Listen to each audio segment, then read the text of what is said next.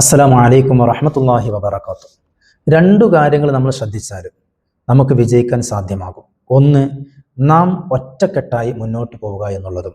രണ്ടാമത്തത്, നമ്മുടെ നേതൃത്വം നമ്മളോട് കൽപ്പിക്കപ്പെടുന്ന കാര്യങ്ങൾ അത് പക്വതയോടുകൂടെ സ്വീകരിക്കാനുള്ള മനസ്സ് നമുക്കുണ്ടായിരിക്കുക എന്നുള്ളതാണ്. അഥവാ രാഷ്ട്രീയപരമായിട്ടും മതപരമായിട്ടും ഭൗതികപരമായിട്ടും നേതൃത്വം നമ്മോട് കൽപ്പിക്കപ്പെടുമ്പോൾ അത് ഉൾക്കൊള്ളാനുള്ള മനസ്സ് നമുക്കുണ്ടായിരിക്കാം. എന്നാൽ നമുക്ക് വിജയിക്കാൻ സാധ്യമാകും. ഇന്ന് നമ്മുടെ വാതിൽപ്പടിയിൽ വരെ എത്തി നിൽക്കുന്ന വിജയത്തെ സ്വീകരിക്കാൻ എന്തുകൊണ്ട് നമുക്ക് സാധിക്കുന്നില്ല എന്ന് ചോദിച്ചാൽ, എല്ലാ മേഖലയിലും നേതൃത്വത്തെ അവഗണിക്കുന്ന, ചോദ്യം ചെയ്യപ്പെടുന്ന ഒരു സാഹചര്യമാണ്. എൻ്റെ ബുദ്ധിക്ക് ഉൾക്കൊള്ളാൻ പറ്റുന്നില്ല നേതൃത്വം എടുക്കുന്ന തീരുമാനം എന്നുള്ളത് കൊണ്ട് അതിനെ ചോദ്യം ചെയ്യുന്ന ഒരു കാലത്താണ് നമ്മൾ ജീവിക്കുന്നത്. അതുകൊണ്ട് തന്നെ വിജയിക്കാൻ നമുക്ക് പ്രയാസവുമായിരിക്കും. നോക്കൂ നിങ്ങൾ, നമ്മുടെ രാജ്യം ഇന്ന് അനുഭവിക്കുന്ന പ്രതിസന്ധി എന്ന് പറയുന്നത്, ഇവിടുത്തെ രാജ്യം ഭരിക്കുന്ന ഭരണകൂടം മുസ്ലിമിനെയും ഹിന്ദുവിനെയും ക്രൈസ്തവനെയും പരസ്പരം ജാതിയുടെ പേരിലും മതത്തിൻ്റെ പേരിലും വർഗത്തിൻ്റെ പേരിലൊക്കെ പരസ്പരം ശിഥിലീകരിക്കുന്ന ഒരു സാഹചര്യം നാം കണ്ടുകൊണ്ടിരിക്കുകയാണ്. ഇന്ത്യ എന്ന് പറയുന്ന മതേതര രാജ്യം അത് ഹിന്ദുത്വ രാജ്യമാക്കണം എന്നുള്ള ലക്ഷ്യത്തോടു കൂടെ പ്രവർത്തിക്കുകയാണ്. അതിനുവേണ്ടി അവർ കാട്ടിക്കൂട്ടുന്ന പ്രവർത്തനങ്ങൾ ഇവിടുത്തെ മതേതര വിശ്വാസികളായ ഈ രാജ്യത്തെ സ്നേഹിക്കുന്ന, രാജ്യത്തിൻ്റെ പുരോഗതിക്ക് ആഗ്രഹിക്കുന്ന ജനങ്ങളെ പരസ്പരം വിദ്വേഷത്തിലും വൈരാഗ്യത്തിലും യുദ്ധത്തിലേക്കും വരെ എത്തിക്കുന്ന പ്രവണത അവർ കൊണ്ടുവരികയാണ്.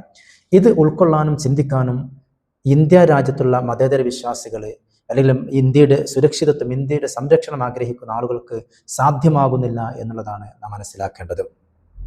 നോക്കൂ നിങ്ങൾ, ഇവിടെ ഒത്തൊരുമയോടുകൂടെ നമ്മൾ നിൽക്കണം, എല്ലാവരും ഒരുമിച്ച് നിൽക്കണം. ഇവിടുത്തെ ഇന്ത്യ രാജ്യത്തെ ഫാസിസ്റ്റ് ഭരണകൂടത്തിനെതിരെ അല്ലെങ്കിൽ വലതുപക്ഷ തീവ്രവാദ ഭരണകൂടത്തിനെതിരെ നമ്മൾ ഒരുമിച്ച് നിൽക്കണമെന്ന് പറയുമ്പോൾ ചില ആളുകളൊക്കെ ചോദിക്കാറുണ്ട്, മുസ്ലിമീങ്ങൾ തന്നെ പരസ്പരം യോജിപ്പിലല്ലല്ലോ എന്ന്. ഇവിടെ ചില കാര്യങ്ങൾ നമ്മൾ ശ്രദ്ധിക്കണം. ഇവിടുത്തെ ഇന്ത്യ രാജ്യം ഭരിക്കുന്ന ഈ ഭരണകൂടത്തിന്റെ ലക്ഷ്യം ഇന്ത്യ എന്നുള്ളത് ഹിന്ദുത്വ രാജ്യമാകണമെന്ന് ആഗ്രഹിക്കുന്നത് പോലെ തന്നെ മുസ്ലിമീങ്ങളിൽ തന്നെ ചില ആളുകൾ, മുജാഹിദ്, ജമാഅത്ത്, തബ്ലീഗ് പോലത്തെ ഈ ആശയങ്ങളുള്ള ആളുകൾ, അവരുടെ ലക്ഷ്യം ഇന്ത്യ ഒരു മുസ്ലിം രാജ്യമാക്കണമെന്നുള്ള ലക്ഷ്യമുള്ളവരാണ്. ഇവിടുത്തെ ഭരണകൂടം ഏത് ലക്ഷ്യത്തിലാണോ നിൽക്കുന്നതെങ്കിൽ അതേ ലക്ഷ്യം തന്നെ ഇപ്പുറത്തുമുള്ളത്. അപ്പം ഇത് രണ്ടും ഒരു നാണയത്തിന്റെ മറുപുറങ്ങളാണ് എന്നുള്ള ഒരൊറ്റ കാര്യം നമ്മൾ ഓർത്തെടുത്താൽ മതി. അതുകൊണ്ട് തന്നെ ഈ ഒരു ചിന്തയോട് കൂടെ നിൽക്കുന്ന ആളുകളെ കൂട്ടുപിടിച്ചാൽ നാം പരാജയത്തിലേക്ക് എത്തിപ്പോകും. അതുകൊണ്ട് തന്നെ നമ്മുടെ രാജ്യത്തുള്ള മുസ്ലിമീങ്ങളും ഹിന്ദുക്കളും ക്രൈസ്തവരും മതമുള്ളവരും ഇല്ലാത്തവരും അഥവാ മതേതര വിശ്വാസികളായ ആളുകൾ എല്ലാവരും ഒരുമിച്ച് കൂടി മുന്നോട്ട് പോയാൽ മാത്രമേ നമ്മുടെ രാജ്യത്തെ പഴമയിലേക്ക്, നാനാത്വത്തിൽ ഏകത്വം എന്ന് പറയുന്ന ആ സുന്ദരമായ ആ ഒരു വിഷയത്തിലേക്ക് നമ്മൾ എത്തിക്കാൻ സാധ്യമാവുകയുള്ളൂ. അതുകൊണ്ട് തന്നെ ഇവിടെ ജീവിക്കുന്ന മതേതര വിശ്വാസികൾ ഒരുമയോടുകൂടെ ഇവിടെ കൊണ്ടുവരുന്ന അല്ലെങ്കിൽ ഇവിടെ പരസ്പരം നമ്മളെ ഭിന്നിപ്പിക്കാൻ ശ്രമിക്കുന്ന കാര്യങ്ങൾ അത് ഇല്ലാത്ത കാര്യങ്ങളാണെന്നും അത് നമ്മളെ പരസ്പരം തമ്മിലടിപ്പിക്കാൻ വേണ്ടി കാട്ടിക്കൂട്ടുന്നതാണെന്ന് മനസ്സിലാക്കാനുള്ള ഒരു ബുദ്ധിയെങ്കിലും നമുക്ക് എല്ലാവർക്കും ഉണ്ടായിരിക്കണം.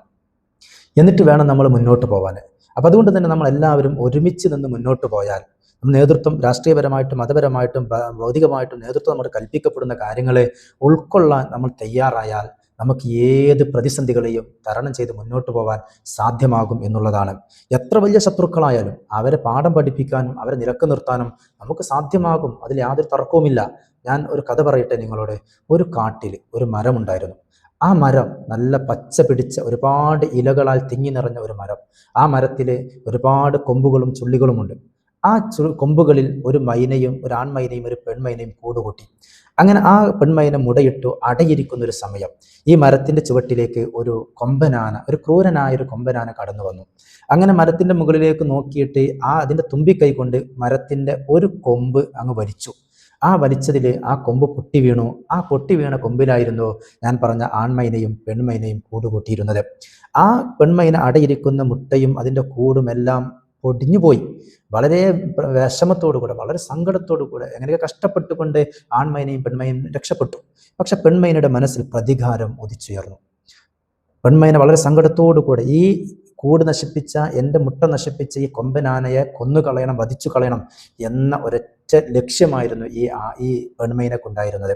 ആൺമൈന കുറേ പറഞ്ഞ് സമാധാനിപ്പിക്കാൻ ശ്രമിച്ചെങ്കിലും ഈ പെൺമൈന അതൊന്നും കേൾക്കാൻ തയ്യാറായില്ല. എനിക്ക് ആ കൊമ്പനാനെ കൊന്നുകളയണം. നിങ്ങൾ ആലോചിച്ച് നോക്കി, രണ്ട് മൈനകൾ കൂടിയാൽ എങ്ങനെ കൊന്നുകളയാൻ കഴിയും? സാധ്യമല്ല. ആ സമയത്ത് ഇതെത്ര പറഞ്ഞിട്ടും മനസ്സിലാവുന്നില്ല, ഉൾക്കൊള്ളുന്നില്ല എന്ന് കണ്ടപ്പോൾ ഈ ആൺമൈന അവരുടെ കൂട്ടുകാരനായ മരംകൊത്തിയെ കാണാൻ ചെന്നു. മരംകൊത്തിയോട് ചെന്നിട്ട് കാര്യങ്ങൾ വിശദീകരിച്ചു. അങ്ങനെ മരംകൊത്തി വന്നിട്ട് പെൺമയനയെ സമാധാനിപ്പിക്കാൻ വേണ്ടി ഒരുപാട് കാര്യങ്ങൾ പറഞ്ഞു. പക്ഷെ അതൊന്നും പെൺമയനയുടെ മനസ്സിൽ ഉൾക്കൊള്ളുന്നില്ല. അവൾ പറഞ്ഞു, എനിക്ക് പ്രതികാരം ചെയ്യണം, എനിക്ക് ഈ ആനയെ കൊല്ലണം, അതിന് നിങ്ങൾ ഞങ്ങളുടെ യഥാർത്ഥ സുഹൃത്താണെങ്കിൽ ഞങ്ങളെ കൂടെ നിൽക്കണം, പ്രതിസന്ധി ഘട്ടത്തിൽ കൂടെ നിൽക്കുന്നവരാണ് യഥാർത്ഥ കൂട്ടുകാർ എന്ന് പെൺമയിനെ പറഞ്ഞു കൊടുക്കണം. അവസാനം ഈ മരംകൊത്തി പറഞ്ഞു, റെഡി, ഞാൻ നിങ്ങളുടെ കൂടെ നിൽക്കാം, നമുക്ക് എന്ത് ചെയ്യണം, നമുക്കതിനെ കൊല്ലണം, അതിന് നമ്മൾ 3 പേര് മാത്രമല്ല, നമുക്ക് എൻ്റെ കൂട്ടുകാരനായ ഒരു കൊതുകുണ്ട്, വളരെ ബുദ്ധിമതിയായ ഒരു കൊതുകാണ്, ആ കൊതുകിനെ നമുക്ക് സമീപിക്കാം, അതിനോട് കാര്യങ്ങൾ പറയാം. അങ്ങനെ ഇവർ 3 പേരും ആ കൊതുകിനെ തേടി പോവുകയാണ്.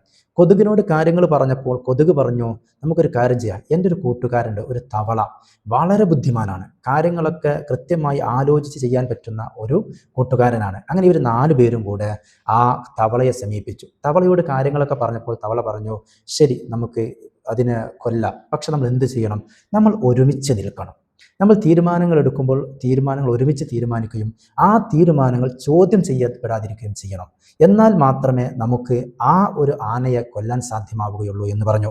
അപ്പോൾ ഈ മറ്റുള്ള 2 മൈനകളും മരംകൊത്തിയും കൊതുകും പറഞ്ഞു, ഓക്കെ, നമുക്ക് തീരുമാനങ്ങൾ ഉറച്ചു നിൽക്കാം, ആരും ചോദ്യം ചെയ്യപ്പെടില്ല. അങ്ങനെ എന്ത് ചെയ്തു, ഇവർ 3 പേരും എല്ലാവരും കൂടെ ആലോചിച്ച് ഒരു തീരുമാനമെടുത്തു. അങ്ങനെ പിറ്റേ ദിവസം ഈ ആന ഒരു മരച്ചുവട്ടിൽ ഇങ്ങനെ ഇരിക്കുന്ന സമയത്ത് കൊതുക് ചെന്നാണ്ട് ആ ആനയുടെ ചെവിയിൽ ഇങ്ങനെ മൂളിക്കൊണ്ടിരുന്നു, ഒരു പാട്ടുപോലെ മൂളുകയാ. ഈ മൂളം ഈണം കേട്ടിട്ട് ആന മയക്കത്തിലേക്ക് അങ്ങ് പോയി. ആന ഉറങ്ങി എന്ന് കണ്ടപ്പോൾ ഈ മരംകൊത്തി എന്ത് ചെയ്തു, അതിൻ്റെ കൂർത്ത് നിൽക്കുന്ന ചുണ്ടുകളെ കൊണ്ട് ഈ ആനയുടെ 2 കണ്ണുകളും കുത്തിപ്പൊട്ടിച്ചു. നോക്കണം നിങ്ങൾ, 2 കണ്ണുകളും കുത്തിപ്പൊട്ടിച്ചു. അങ്ങനെ കണ്ണ് കുത്തിപ്പൊട്ടിക്കുമ്പോൾ ആന ആകെ പേടിച്ച് അലറി എണീറ്റ് എന്ത് ചെയ്തു, 4 ഭാഗം ഓടിക്കൊണ്ടിരിക്കുകയാണ്. എന്തു ചെയ്യണം, കണ്ണ് കാണുന്നില്ല. ആ സമയത്താണ് തവള എന്ത് ചെയ്തത്, ഒരു വലിയൊരു അഗാധമായ ഗർത്തം, ആ ഗർത്തത്തിൻ്റെ അവിടെ ഒരു പാറയുണ്ട്, ആ പാറയിൽ ഇങ്ങനെ പറ്റിപ്പിടിച്ച് നിന്നു. എന്തിനു വേണ്ടിയിട്ട്, ഈ ആന നെട്ടോട്ടം ഓടിക്കൊണ്ടിരിക്കുമ്പോൾ ആ ആന ദാഹിക്കും, വെള്ളത്തിന് ദാഹിക്കുമ്പം ഈ തവള എന്ത് ചെയ്തു, അവിടുന്ന് ശബ്ദമുണ്ടാക്കി. അപ്പം ഈ ആന മനസ്സിലാക്കി തവള വെള്ളത്തിലാണല്ലോ ഉണ്ടാവുക, അപ്പം ഇവിടെ വെള്ളം ഉണ്ടാകുമെന്ന് കരുതി ആന ശബ്ദം കേട്ട ഭാഗത്തേക്ക് കുതിച്ചു. ആ കുതിച്ച സമയത്ത് എന്ത് സംഭവിക്കുകയാണ്, ഈ തവള വെള്ളത്തിലല്ല നിൽക്കുന്നത്, ഒരു പാറക്കെട്ടിലാണ്, പാറയുടെ താഴെ അഗാധമായ ഗർത്തമാണ്. ഇത് വെള്ളമുള്ള സ്ഥലമാണെന്ന് കരുതി ഈ ആന ഓടി അങ്ങ് ചെന്നു. ആ ആന നേരെ ആ ഗർത്തത്തിലേക്ക് വീഴുകയാണ്. അങ്ങനെയാണ് ആന ഛിന്ന ഭിന്നമായി പോവുകയാണ്. നോക്കൂ നിങ്ങൾ, ഇവിടെ ഈ 5 പേരും എടുത്ത തീരുമാനങ്ങൾ ഒറ്റക്കെട്ടായി അംഗീകരിച്ചപ്പോൾ, ഇവിടെ ചോദ്യം ചെയ്യപ്പെടാതിരിക്കലുണ്ടായപ്പോൾ അവർ ഉദ്ദേശിച്ചതുപോലെ അവരെ ശത്രുവിനെ അവർ പരാജയപ്പെടുത്തി എന്നുള്ളതാണ്. ഇത് നമുക്ക് വലിയൊരു പാഠമാണ് ഈ കഥ നൽകുന്നത് എന്ന് ഓർമ്മപ്പെടുത്തുകയാണ്.